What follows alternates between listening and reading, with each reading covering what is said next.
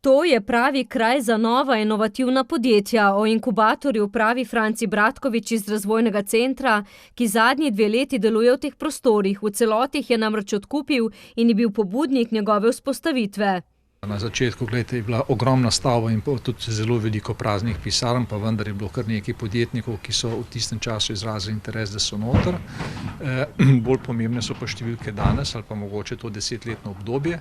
V tem 10-letnem obdobju smo skupaj gostili 58 članov inkubatorja, ki so najemali pisarne. Dodatnih 78 članov pa je bilo v tako imenovanem coworkingu, skupni podjetniški pisarni. Urejeno poslovno okolje, sodobno infrastrukturo ter širokim naborom svetovalnih in mentorskih storitev je privlačno za mnoge z drznimi poslovnimi načrti. En kup je nekih dogodkov, kjer lahko najdeš izkušnje, znanje torej drugih, pomoč pri pridobivanju finančnih virov, se pravi različne potrebe, ki jih podjetniki imajo, in pri tem pomagamo. Tako smo se pridružili udeležencem 4-mesečnega programa PONI Podjetno nad izzive. V tem okolju in na tak način, kakor delujemo, v bistvu so idealni pogoji za nekoga, ki pride s podjetniško idejo, da v bistvu jo razvija ob pomoči tako mentorjev, kot v bistvu z ljudi, ki v stavbi že so. Pri delu smo zmotili tudi inovativno družinsko ekipo, polno takšnih in drugačnih zamisli. Že v coworkingu nas je bilo kar nekaj, vsak ima svoje znanje, vsak iz svojega področja in že tam je bila ta priložnost, da smo združili ta znanje in se med seboj povezali v ekipo.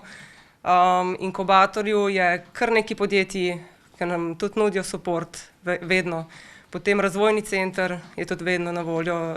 Svojo danes uspešno podjetniško zgodbo je v prostorih inkubatorja spisala tudi ekipa podjetja Hemptouch. Mladi so začeli v sklopu programa Podjetno v svet podjetništva, v katerem smo imeli res izjemno dobre mentorje in predavatelje iz vseh vidikov nekako podjetništva. Za mlada inovativna podjetja je začetek v Podbrezniku tudi stroškovno ugoden, poudarja Bratkovič. Se začne z 2 evri na mesec na kvadratni meter. Se pravi, najemnina je 2 evra plus stroški, ki so takih 2,20 evra. V nadaljevanju pa je cena odvisna od velikosti najetih prostorov. Zaenkrat imajo na voljo le še 2 prosti pisarni, a načrtov za naprej jim ne manjka. Več o njih pa v prihodnji oddaji Smo dobri gospodarji.